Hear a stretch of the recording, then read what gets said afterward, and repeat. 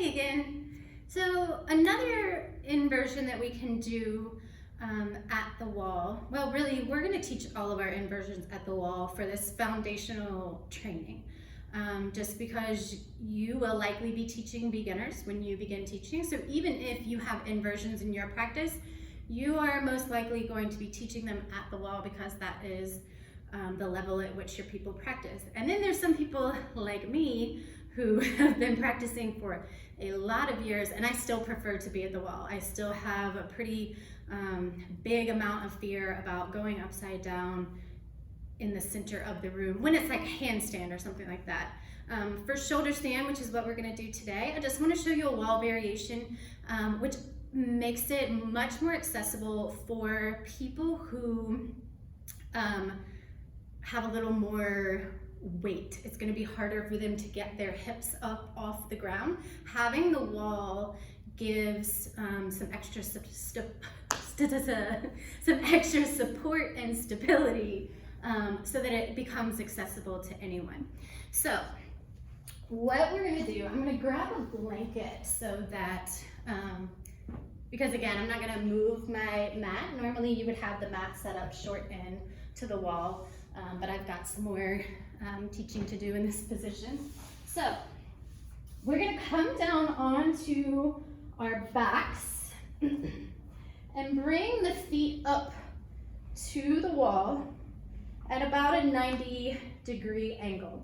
So notice I've got this blanket right underneath the natural curve of my neck. So my head is on the blanket, the fold is in that curve.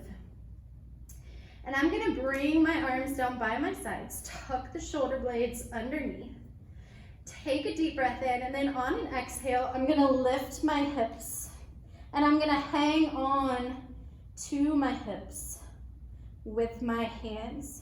So I'm in sort of a little half shoulder stand here. So this is one option.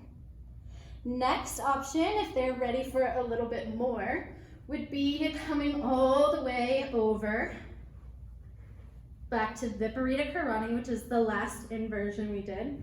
Bringing the soles of the feet to the floor. So bringing the hips all the way to the wall is going to bring them into a more, a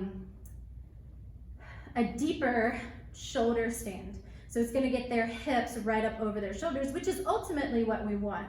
So again, taking a deep breath in, and then exhaling, lifting the hips, wiggling the shoulders underneath. I've got to walk my feet up a little bit. But then notice how my hips come almost right over my shoulders here. And I could even wiggle my way in just a little bit. Maybe play with lifting one leg, lifting the other leg. Maybe they can come away from the wall entirely, in which case you want to move the heels away from the body slightly, hips towards the body slightly. The hands stay on the low back for support throughout the pose. This is Salamba Sarvangasana, or a shoulder stand. So I prefer to teach it at the wall because your students can stop, or you can stop at any point, but you've given them something to work with. If you teach this in the middle of the room, like that was a struggle for me to do just now because everything here slides into my face and I can't breathe. And you will have a lot of students like that. So be aware of those kinds of things. Offer them a position everyone should be able to get into, and then you can start to offer more advanced suggestions from there. So everybody has something that they can do instead of just sitting it out. Now, if they want to sit it out, if they have a neck injury, they should absolutely sit it out. If that's the case, Viparita Karani. So they're just laying flat on their back, legs up the wall. Perfect adjustment, perfect substitution for a shoulder stand. Just two things to really make sure you stress when you're teaching this pose. Actually, three things. I knew I was forgetting one. One, if they have a neck injury, absolutely do not do this pose. Two, they should keep their gaze straight up towards the ceiling at all times, chin in a neutral position. So not tipped up, not tipped down, not looking to see where you are, or what you're doing. Make sure you stress that. Show them what they're doing first, and or just say, listen to my words, please don't turn and look at me because you're putting a lot of weight in those tiny bones in your neck. So really be careful with that.